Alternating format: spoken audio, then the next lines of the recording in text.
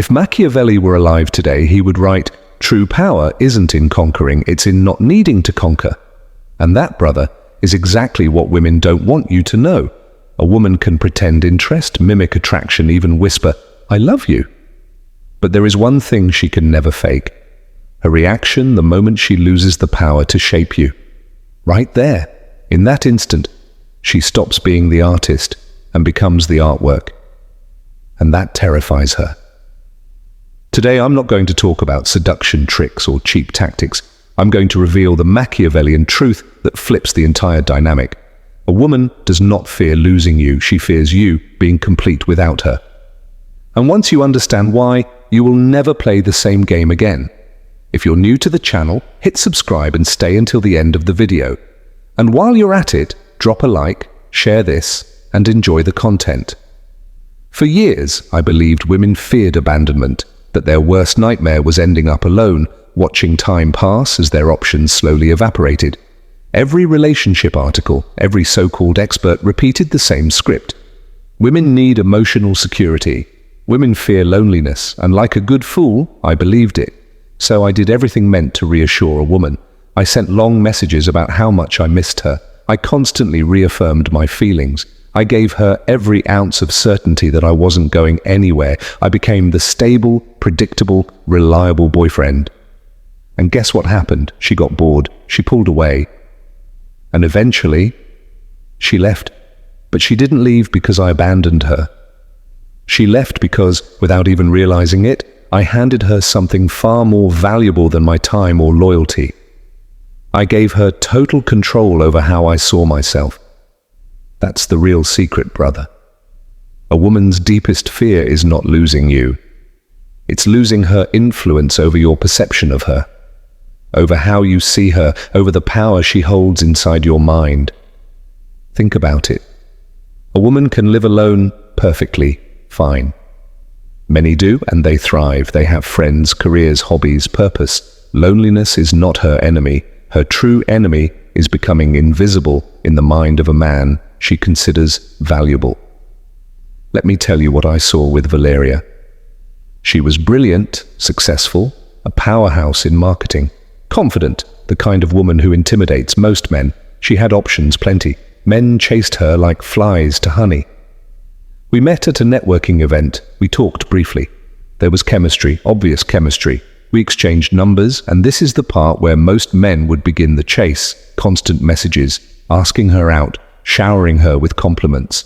I did none of that, not because I was playing a game, but because I was genuinely busy with my own projects.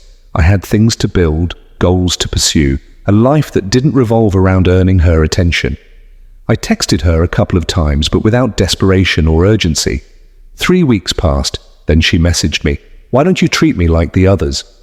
That question revealed everything, because she didn't ask, "Why don't you talk to me more?" or "Am I not interesting to you?" She asked specifically about the treatment, how other men placed her on a pedestal, chased her, worshipped her. I replied with something simple. Because the others see you as a project. I see you as a reflection.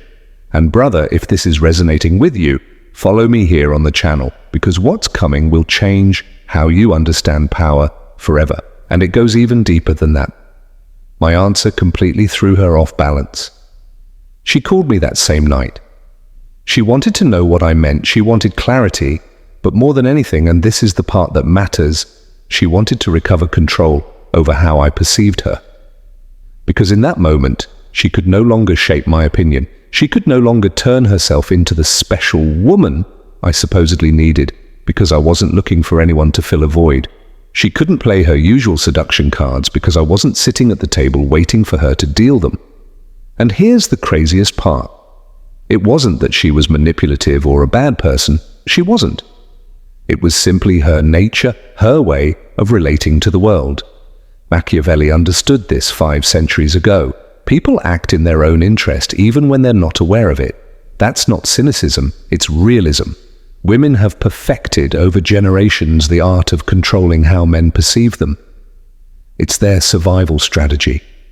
As long as you seek her validation, as long as you need her approval to feel complete, as long as you're self-worth depends on her attention, she holds all the power.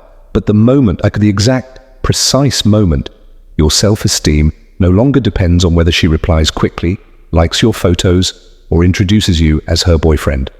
The entire board flips. And that, brother, is what truly terrifies her. Not your absence, your independence. Because a man who is already complete, who already feels valuable without external confirmation, who lives with purpose whether she stays or leaves, that man cannot be controlled, he cannot be shaped, he cannot be turned into what she needs him to be. And if she can't do that, then she loses the only instrument she has relied on her entire life to ensure the right man chooses her. And here lies the paradox nobody talks about. But before I explain it, you need to understand something even deeper about how this game truly works. There is a brutal contradiction that almost no one dares to say out loud, a paradox that, once you grasp it, completely reshapes how you see relationships. Here it is. She wants a strong man. Every woman says this. They repeat it in every survey, every conversation with friends, every dating app bio. I want a confident man, a man with character, a man who knows what he wants. But brother, here comes the part they never mention. They want your strength, but only if that strength depends on them. They want you to be a king, but a king wearing a crown they wove. They want you to be dominant, but only in the moments when they approve it. They want you to have purpose, but only if that purpose positions them as a central piece of your life. Do you see the trap? Not because women are evil or manipulating you intentionally. Most have no idea they're even doing it. It's something wired into them instinctively, programmed through thousands of years of evolution. Think about it. For most of human history, a woman's survival depended on her ability to secure the protection and resources of the dominant male, but not just any male, the right one, the strongest, the leader. So how did she ensure that this man chose her instead of the other 20 women in the tribe? She couldn't compete in physical strength. She couldn't hunt better than him. She couldn't fight the enemies, but she could to do something no other animal can do with such mastery. She could influence how that man saw himself. She could make him feel stronger through her admiration. She could guide his decisions through her approval. She could shape his behavior with her selective attention. And above all, she could become indispensable to his sense of identity. That, brother, is real feminine power. It's not in physical beauty, though that helps. It's in the ability to become the mirror where a man sees his own worth reflected. And it works, it works unbelievably well, because men, by nature, seek external validation. We want to know we're enough. We want confirmation that our effort matters. We want tangible evidence of our value. And when a woman becomes that evidence, that mirror, that source of validation, then she's no longer just a partner. She becomes the architect of his identity. Machiavelli understood this perfectly when he wrote that a prince who depends on others to maintain his power will inevitably lose it. And in modern relationships, that translates to this.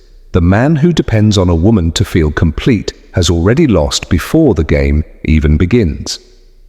Let me tell you something I saw with my cousin Javier.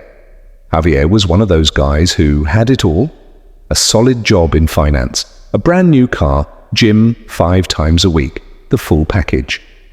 Then he met Sophia, and in his words, she was perfect. The first months were straight out of a movie. She admired him, supported everything he did, bragged about him to her friends, and little by little, Javier began building his self-esteem around her admiration. He started making decisions based on, what will Sophia think? Will she like this? Will she see me as more valuable if I do that? He stopped going out with his friends because she preferred to spend weekends together. He cancelled an important work trip that could have boosted his career because it overlapped with her mother's birthday. He quit going to the gym in the mornings so he could have breakfast with her. It all sounds romantic, right? Sacrifice, commitment, putting your partner first. But here's what really happened. Sophia started getting bored. She began criticizing him subtly. Why don't you have stories to tell anymore? You look tired lately. I miss when you were more, I don't know, more you. And you know what the craziest part is? She was right. Because Javier was no longer himself. He had become the version of himself he thought she wanted. And in the process, he turned into someone so malleable, so dependent on her approval, that she lost all respect for him. Not because Javier was weak, but because he handed her the keys to his identity. And here's the paradox that destroys most men. She says she wants closeness but gets bored when she receives it. She says she wants to be prioritized but loses interest when you do it. She says she wants commitment but feels trapped when you commit. Why? Because what she really wants is not a man who chooses her above everything. What she wants, though she will never say it this way, is a man whose life has so much value on its own that choosing her becomes a privilege, not a necessity. She wants to be chosen by a man who has options. She wants to be the priority of someone whose priorities actually matter. She wants to be the center of a man's universe, but only if that universe is worth orbiting. Because if you're already a satellite in her orbit, what the hell does she gain from that? Everyone wants to be chosen by the king. No one wants to be chosen by the beggar. And I know this sounds contradictory, brother. I know it goes against everything you were taught about love, commitment, sacrifice. If you love someone, you should be willing to give up everything. That's the story they sold you in romantic movies. Reality is far harsher. If you sacrifice everything for her, all you're really doing is proving you had nothing valuable to sacrifice, because a sacrifice only has value when the man making it could choose not to, when it comes from abundance, not scarcity, when it's the conscious decision of a complete man, not the desperate plea of someone terrified of losing her. Now drop a piece of advice in the comments that might help other men going through this. Something you learned once you understood this dynamic. But here's the problem. How the hell do you maintain independence without becoming a cold, distant bastard? How do you stay strong without becoming numb? How do you keep your center without losing the ability to genuinely connect? That's the thin line most men don't know how to walk. Chapter 3. The difference between indifference and sovereignty. And this is where things get tricky, brother, because most men who hear this truth make a colossal mistake. They hear "don't seek her approval" and they translate it into "ignore her completely." And they end up becoming unbearable. Let me be brutally clear. This is not about becoming cold. This is not about playing mental games. This is not about leaving her on scene for 3 hours to appear valuable or flirting with other women to spark jealousy. That isn't sovereignty. That's insecurity disguised as strategy. The difference is huge, but subtle enough that most men miss it. And here's where Machiavelli offered a critical lesson. He advised that it is better to be genuinely formidable than to pretend strength, because pretense always reveals itself and destroys your power. Relationships work the same way. Faking independence is worse than being dependent, because she detects the performance in seconds. One thing is not needing her validation. Completely different thing is constantly trying to prove you don't need it. See the irony? If you have to prove your independence, then you aren't independent. You're still reacting to her, just using the opposite strategy. Let me give you a concrete example of what this looks like in real life. Imagine she texts you, "Hey, you've been distant lately. Everything okay?" The insecure man, pretending to be strong, says, "I'm busy. I have important things to do," and then ignores her for 2 days to prove his point. That's cheap theater. The man who is genuinely sovereign says something like, "Everything's good. I've been deep into a project that's been taking all my time. How about you? Simple, honest, no performance, no need to prove anything. See the difference? One is playing, the other is being. But here comes the unexpected twist almost nobody understands. Real strength isn't about not needing her. It's about not needing your value to depend on her opinion of you. It's a subtle distinction, but devastatingly important. You can desire her. You can enjoy her presence. You can miss her when she's gone. You can even love her deeply. All of that is fine. It's human. It's real. What you cannot do is allow her perception of you to determine your perception of yourself. That is the balance most men never manage to find, because we were taught there are only two roles. Either you're the desperate guy who lives to please her, or you're the distant guy the guy who doesn't care about anything. But there is a third option, and it's the most powerful one of all. It's the man who can say, I care about you, I enjoy you, but my life has a purpose that exists with or without you. And that purpose is not negotiable. That's not cruelty. That's clarity. Let me tell you something that happened to me a few years ago. I was dating a woman named Andrea. We had chemistry, deep conversations, real connection. Everything was going smoothly until one day she said, I feel like you don't give me enough time. You're always working on your projects, brother. That was the test. The decisive moment where most men collapse. Because our automatic reaction is, I have to balance things out. I have to prove I care. I have to sacrifice something so she feels valued. But in that moment, I remembered something essential. My projects weren't a hobby. They were my purpose. The reason I woke up energized every morning, the expression of who I am. So I told her, Andrea, I understand you want more time and I value you, but these projects aren't things I do when I'm bored. They are part of who I am. If you need a man who's available 24/7, I'm genuinely not that person, and it's okay if that doesn't work for you. You know what happened? She stayed, and not only that, her respect for me tripled.